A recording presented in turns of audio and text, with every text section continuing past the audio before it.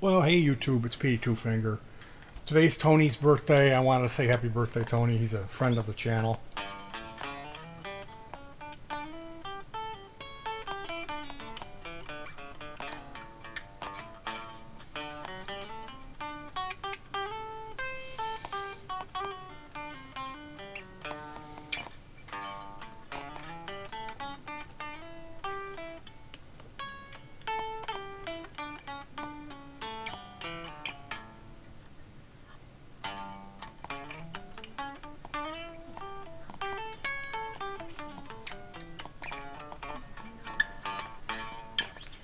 So that's a little bit of this.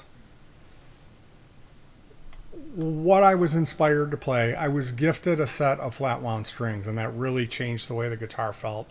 And that quickly led to me playing that and realizing that scale. And now I'm in the process of trying to integrate that into my playing as part of my vocabulary as a guitar player now. Might not sound like much to you guys. You all have four fingers to play a guitar. I don't. I have two. So as a two-finger guitar player coming up with something like this late in the game, like, holy cow, this is huge. And it made me want to get up and sing and dance and jump around the room. When I played that, I just felt elated.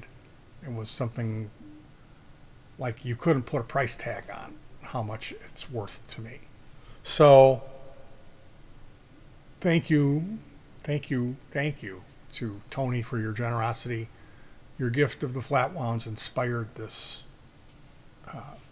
me to play that. That came directly about because of the way the guitar felt. And I still have that guitar, and the flats are on it. Although I didn't think you should try flats on here, but at some point I'm definitely going to do that. And those flats are staying. They're staying on that Cork 45. So today being Tony's birthday, we had a phone conversation. He called me on my birthday, which really made me feel good. And I thought, I'm going to return that. Because I like talking to Tony. I might get a little carried away and talk too much where he doesn't have as much of a chance to tell a story like I do. I'll go off on a tangent and be like, where was I going with this? And he'll know. He knows where I left off. Which that how that's even possible. Anyway, today I wanted to recommend an album that I had recorded going back. I think what I'll do is I'm going to go ahead and read off of my email. So this album is called Can't Compete. I wrote this at the same time I wrote an album called Petey Two Fingers Crock-o-Pucky. And Crock-o-Pucky is my second CD or album. I did an album called Destroy All Monsters, which was kind of me figuring out how to do everything. There is two covers on it. I do ABCs with my daughter singing. She was like 2 or 3 when she sang ABCs. And we do a Harry Nilsson song called Spaceman. That was my favorite song when I was 4 years old in the car. My dad's Volvo. He would play that tape. And I just loved Spaceman. It's a song that a kid could love. So eventually, home recording became a thing. I got a Tascam 48, I think it was. It's half-inch tape, so it's a reel-to-reel, big reels of tape.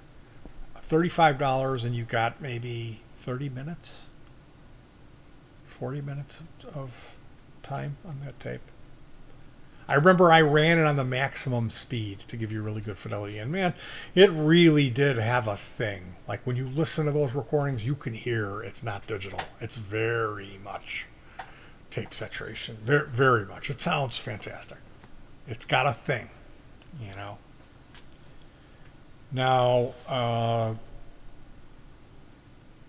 we would use these computers at the time they were, this is going back to the early and mid 90s, so the computers were incredibly slow and they weren't capable of video. They could barely pull off 2 tracks of digital audio. Barely. So the only thing you would really use the computer for as far as the audio is mastering to it. So you would end up with a digital file. And the computers were barely strong enough to capture a 2-track mix at like 4 or 5 minutes long. If you tried to do a longer song, it might start skipping because it just didn't have the memory to hold that much, being that it was a 1995 computer, like a 286. Now we also used MIDI, used a program called Cakewalk, and it was a 4-color monitor or black and white monitor. And I remember I had a drum sequencer where I had custom programmed the drum line for Spaceman. And I played that into the software. And I hit stop at the end of the recording and it was flashing, please wait, please wait, please wait. And I would wait and wait and wait. And eventually I'm like, I've waited 3 hours. This thing is locked up. So I would tear it apart, put it all back together, double check everything, set all this is before plug and play. You had dip switches for IRQ and DMA channels, which means very complicated stuff just to get it working. There might be an IRQ conflict, and that would mean it wouldn't work. So going through this process for 3 days, I'm pulling my hair out. Please wait, please wait, please wait. And at one point, I remember just giving up and going into the kitchen, leaving my bedroom. This was our first place. And I go and make a sandwich, or maybe it might have been a frozen pizza. I remember I was into Aldi pepperoni pizzas back then. I would make this pizza, sit down and eat it, drink a glass of cola, go to the bathroom, wash my hands up, and then I go back into the bedroom, and there it is. And it's not flashing, please wait. So what I learned was please wait means please wait. And that a 3.5 minute drum line of MIDI data can take, 4 hours, whatever it was. Because I've been in the bedroom waiting, I'm sure, 2 hours before I left to go and eat. So it wasn't the best time for gear, but we worked around it. And eventually the computers got better enough, and I got better enough at doing it to where I used about the same process. One computer for MIDI, another computer for 2-track digital, and we would have the tape deck, a mixer, Mackie 1604 VLZ, and then rack mount equipment, and then some pedals for the guitar. And I would mic an amp. I built myself a talk box, which is all over crock-o-pucky. Now, it ended up being a bad time for Petey. Facing some jail time for baking psychoactive brownies. Now, that weed I found growing near a river. I was also suffering gout attacks in my knees and recurring nightmares. And the weed helped a lot. The gout was more painful than I could even describe to you. And I didn't even have relief at night because of these nuclear holocaust nightmares that I suffered. I gave the brownies away to a lot of people. One of these people got caught smoking crack cocaine, made a deal with the cops to rat, and the person that he chose to rat on was me. Cops forced their way into our apartment and took a crock pot full of pulverized dried weed flakes and a pound of butter. They weighed it all together,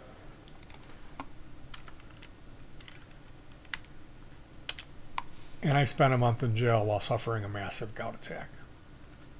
I wrote this music before I went away. It was, again, a tough time, a bad time for Petey. And that's reflected in the lyrics. If you pay attention to what's going on in Crock-o-Pucky, it's an album, it's about loss. It's about me losing my father. My dad died when I was 15. It's about me losing my fingertips. A lot of this is musician jokes. It's about me breaking away from these guys that I was working with, that I felt were holding me back, and becoming a productive solo artist, which means, and maybe I never made any money off of doing this, but what I've produced it's enough to keep me going and inspire me to keep chugging along and getting better at making this music. Because I look at my life and my work, I don't compare it. I compare it to professional artists, like guys like Pink Floyd, Adrian Belew, Mike Patton. This is the music I listen to. So I'm holding my music to that standard. I very easily could compare it to the guys I used to work with and go, man, I'm really good. This music I'm making is awesome compared to that. And I don't want to fall into that trap. So I try to be realistic, but you'll find myself dipping my toe in that water, planting my foot firmly throughout Crock-o-Pucky. So that's what that's all about. And there's some real funny, I think, funny stuff on there. The song Introduction specifically is very funny to me. So I wrote this music before I went away. It was a really bad time. It was one night. I wrote 2 albums worth of material in one night. I was drinking beer, and then I went and bought a bottle of vodka and stayed up into the morning of the next day. So I had written this stuff.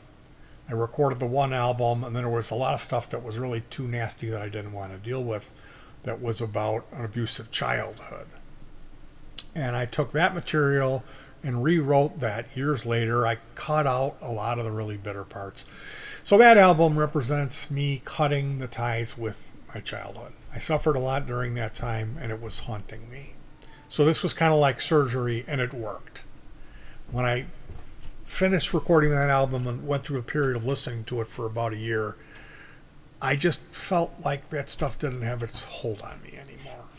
Like I was my own man. I had my own life. I had my own family, and I was free, which I had never felt that before.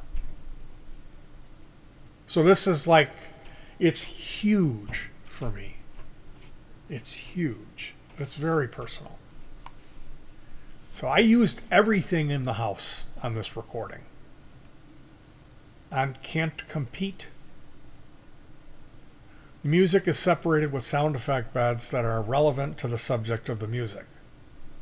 So you'll hear sound effects, and then the song will come in, and trust me, that sound effects section has relevance to what the lyrics will reflect in the following piece. I used literally everything. I mean, I had like cue sheets and notebook full of just lists of stuff that I couldn't forget to include in this recording. I used a speech synthesizer. I got my old cornet, which is like a trumpet. I used an Atari 2600 and other video game samples, Nintendo, NES. I had 12 sound effects CDs from the local library, many children's toys, circuit bent items, including a Speakin' Math, percussion toys, a clay flute, alarm clocks, sound machines, and my 161 Archer Science Fair electronic kit. I'm very proud of Can't Compete, but you really should listen to Crock-o-Pucky while you're at it, because it's like a double album, and this represents one I used to sing. So I'll include links to both of these albums if you haven't checked them out. I would encourage you to listen to them. Keep in mind they were recorded many years apart. There's a big gap in between the two, and I recorded. It's weird. It's like I did the self-titled Shrimpy and the Peas album right before I did Crock-o-Pucky, and then I did 13, which is our double album of covers. That's like 30 songs, Shrimpy and the Peas. And right after that, we went in and recorded Can't Compete. I'm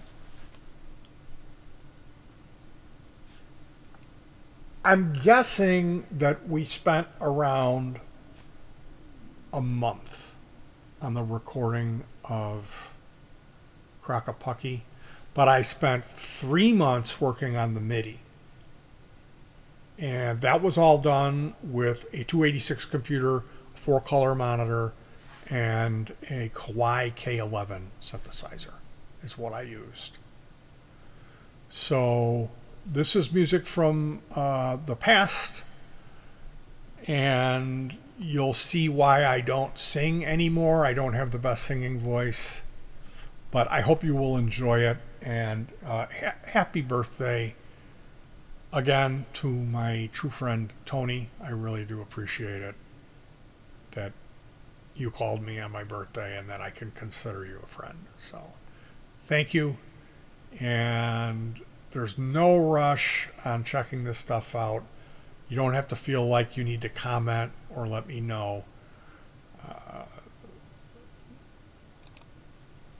But at the same time, I think you would find some of this interesting and some of it actually enjoyable. So there you go, and peace.